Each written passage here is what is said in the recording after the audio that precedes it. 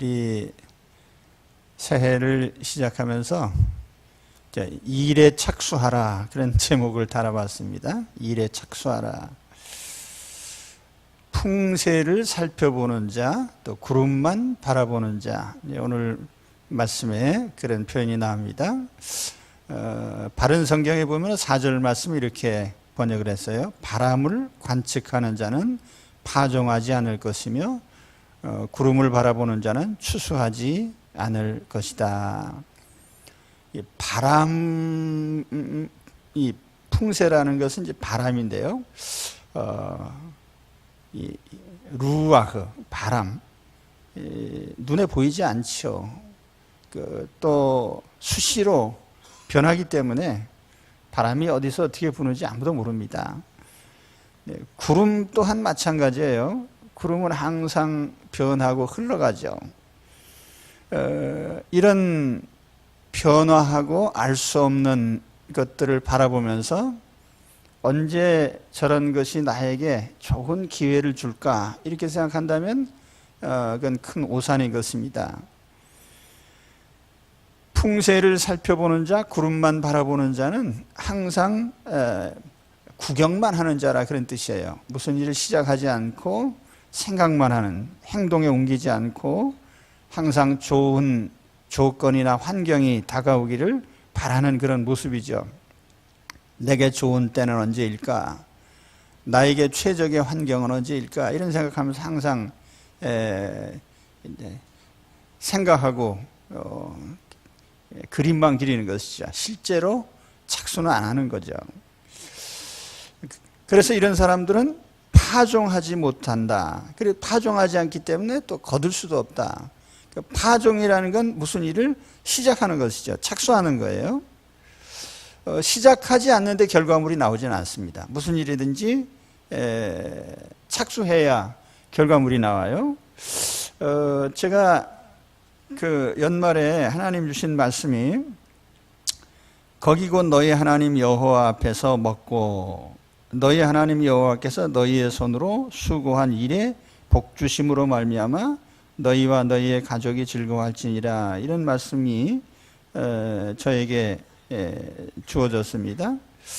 이 말씀을 가만히 읽어보니까 하나님이 정한 그곳, 하나님 성전이죠.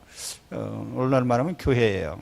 거기서 먹고, 그런데 여기 제가 주목한 것은 하나님이 복을 주셔서 우리가 함께 가족과 함께 즐거워하는데 너희의 손으로 수고한 일에 대하여라는 표현이 나옵니다. 우리가 아무것도 안 했는데 하나님이 그냥 복을 주시는 게 아니라 우리가 어떤 일을 수고한 일에 대해서 하나님이 대가를 주시는 것이죠.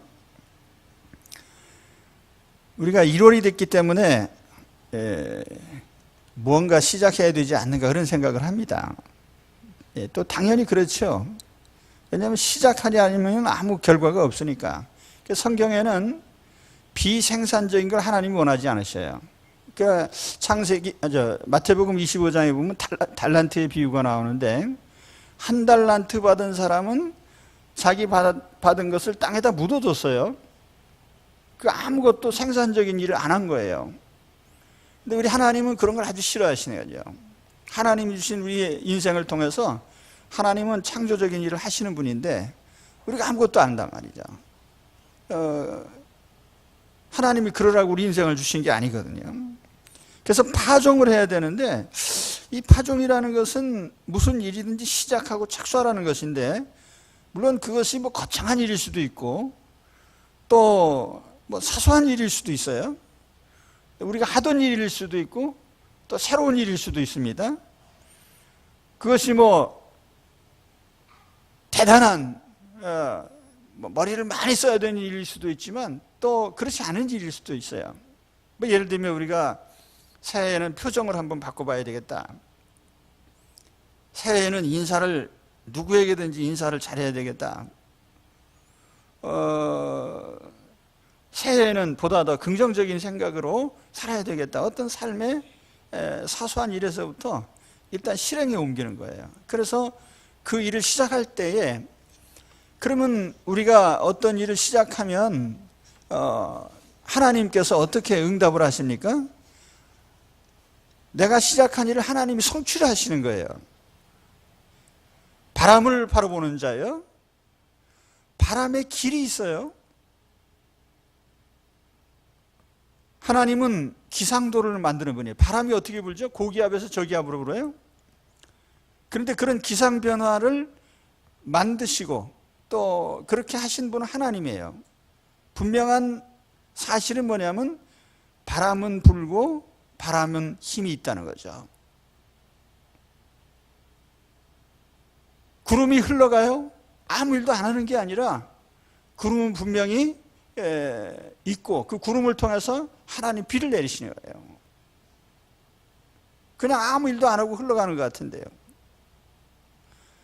오늘 재미난 비유를 하잖아요. 아이 벤 자에 태에서 아이가 자라고 있다.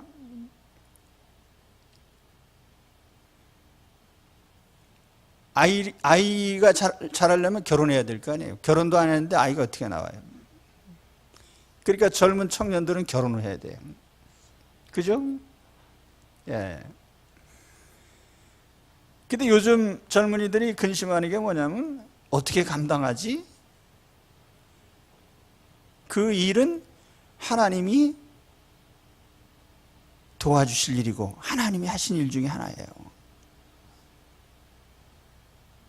못해야 하기는 하나님이 책임지시고 잘하게 하십니다. 완전한 인체로, 완전한 인격체로 하나님께서 성장해 가게 하시고.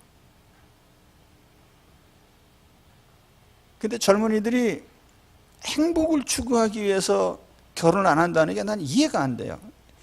가장 큰 행복이 인생에서 가장 큰 행복, 가장 짜릿하고 가장 지속적이고 오래가는 행복이 어디서 오냐면은 아이를 기르는 데서 오는 거거든요. 왜 그러한 기쁨과 그런 짜릿함과 그런 보람을 다른 일과 바꾸려고 하는지 난 이해가 안 가요. 그보다 더 무슨 큰 행복을 얻을 수 있기에.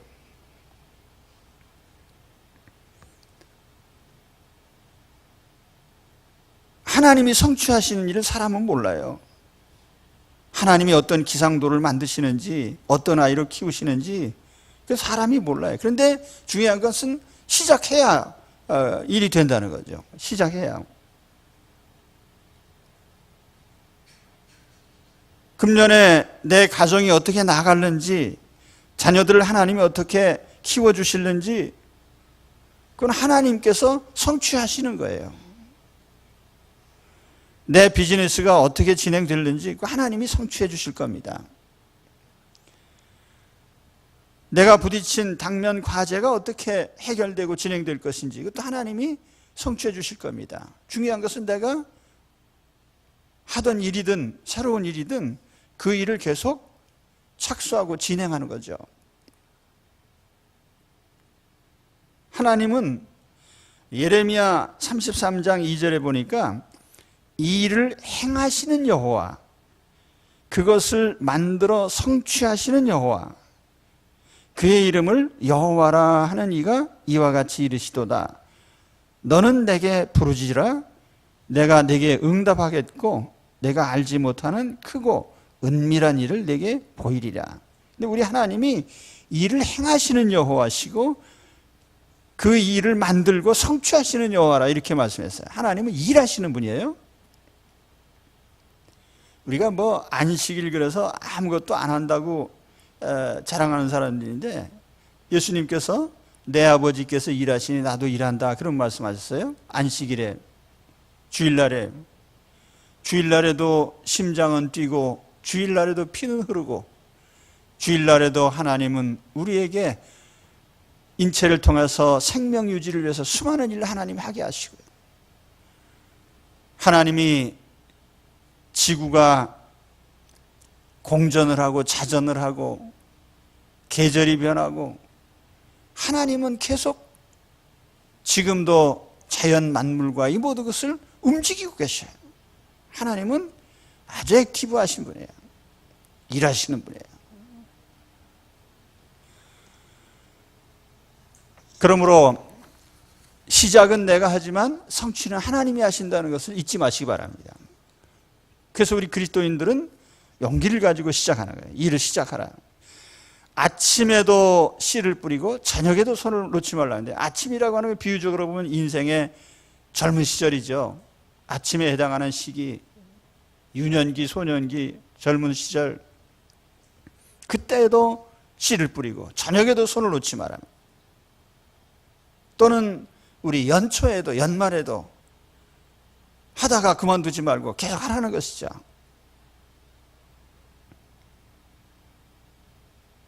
저는 우리 현대 사회가 움직이는 건 돈이거든요. 그런데 우리가 돈에 대해서 상당히 지혜로울 필요가 있겠다, 그런 생각도 가끔 해봐요. 이 자본주의 사회의 체제가 돈으로 움직이는 사회인데요. 돈이 좌우하고. 근데 우리가 굉장히 고상한 척하고, 나에게 돈은 필요 없어, 그게 아니거든요.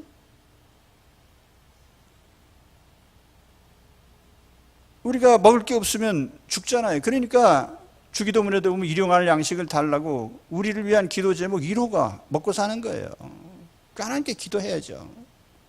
돈을 또 열심히 벌어야 돼요. 저는 그렇게 생각합니다. 하나님이 금하신 도둑질이 아닌 이상에는 열심히 시도하는 것이 중요하겠다. 성경이 굉장히 이런 것을 긍정적으로 제시를 합니다.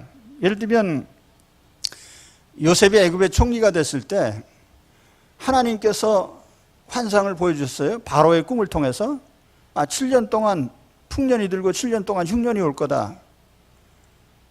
그러면 대비를 해야 될 거 아니에요. 그러니까 7년 동안 풍년이 들 때 열을 수확하면 20개 정도는 창고에다 다 저장을 하는 거예요. 흉년이 올 때를 대비하는 거예요.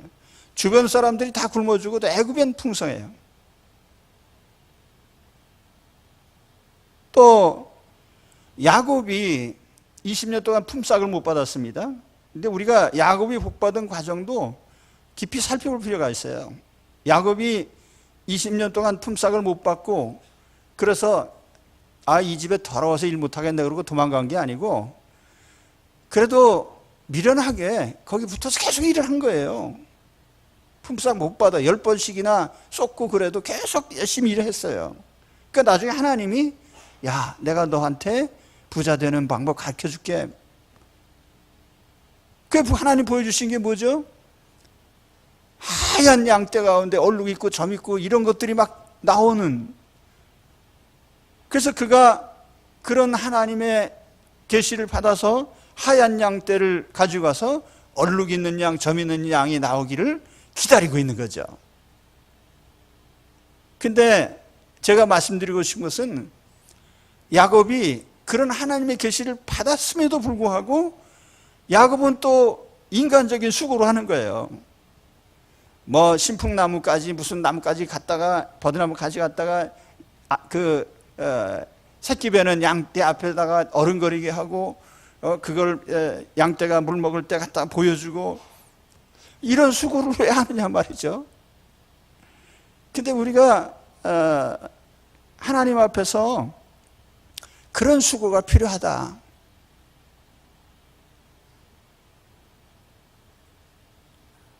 야곱이 그렇게 안 했어도 하나님 해주실 거예요. 그러나 우리에게 요구되는 것이 그런 거죠. 저는 성경의 경제 원리를 이렇게 생각합니다. 예수 믿는 사람은 열심히 기도하면 다 부자 되나, 우리가 기도하는 것과 행하는 것과는 또 다른 차원의 문제예요. 심지 않았는데 어떻게 거둬요? 하나님의 경제 원리는 철저하게 심은 대로 거두는 거예요. 마태복음 25장의 달란트 비유 중에 저는 이 귀절을 항상 마음에 담고 삽니다. 그 주인이 대답하여 이르되, 악하고 게으른 종아, 나는 심지 않은 데서 거두고 해치지 않은 데서 모으는 줄로 내가 알았느냐.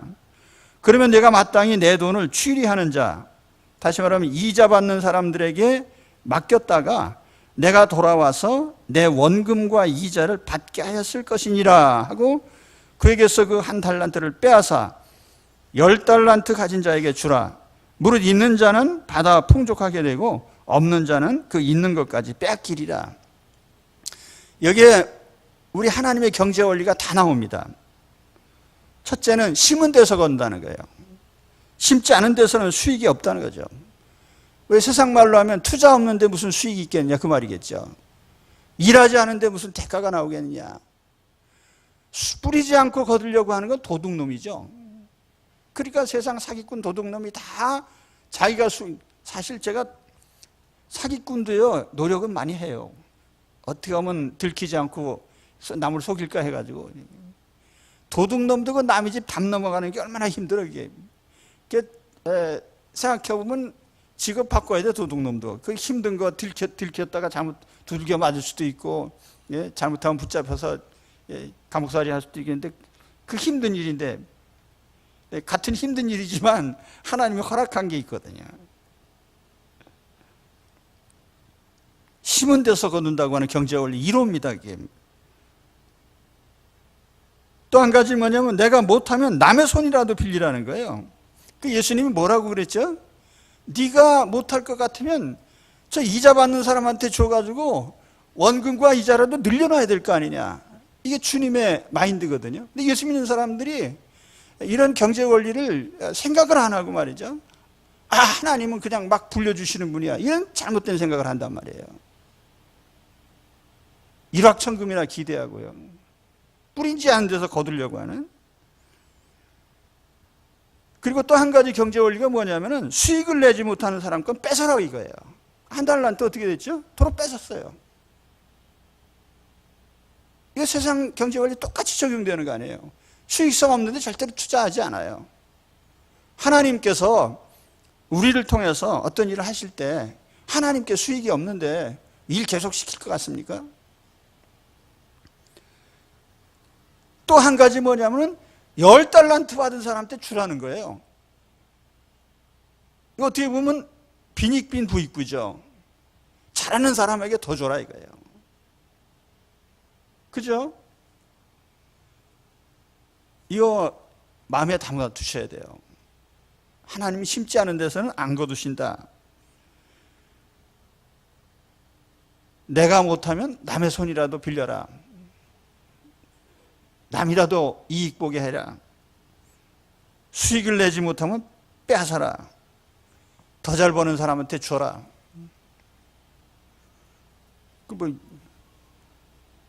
평등 원리에 많이 어긋나는 거죠. 그래 하나님의 경제 원리가 그래요.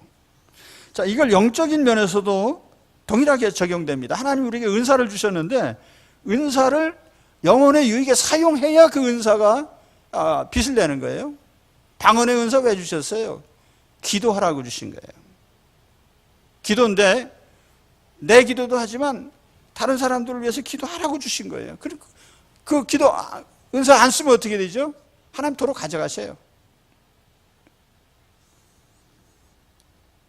말씀과 지혜의 은사를 받은 사람은 가르치고 전하는 일에 헌신해야 됩니다. 그걸 쓰지 않으면 쓸모가 없어져요. 사랑의 은사를 받은 사람은 이웃을 열심히 돌아보고 섬기는 일에 헌신해야 돼요. 그럴 때 거기에 생산적인 결과들이 나타나는 거죠. 하나님은 일하는 교회에 더 일할 수 있도록 기회를 주시고요.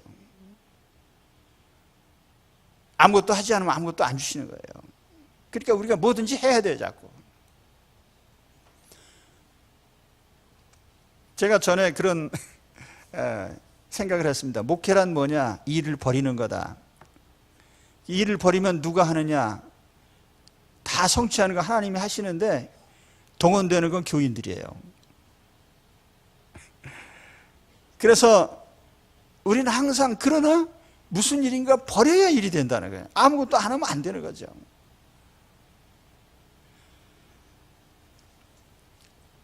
예, 3분 남았습니다.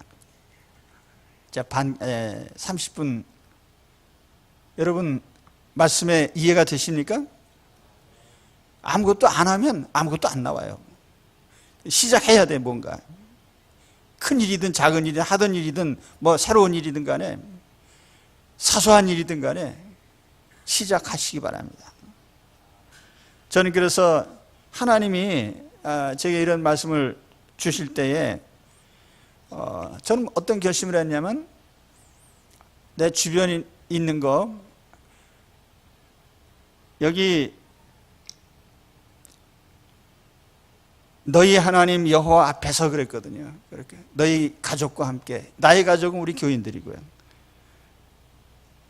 내가 있을 이곳은 하나님의 교회이기 때문에 저는 금년부터는 제 교회 일 외에는 다 잘라버리겠다고 결심을 했어요.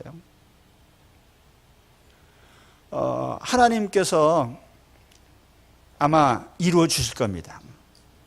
그러니까 여러분 무엇이든지 간에 결심하고 그 결심한 것을 용기 있게 착수하시기 바랍니다. 하나님이 성취해 주실 줄로 믿습니다. 기도하겠습니다.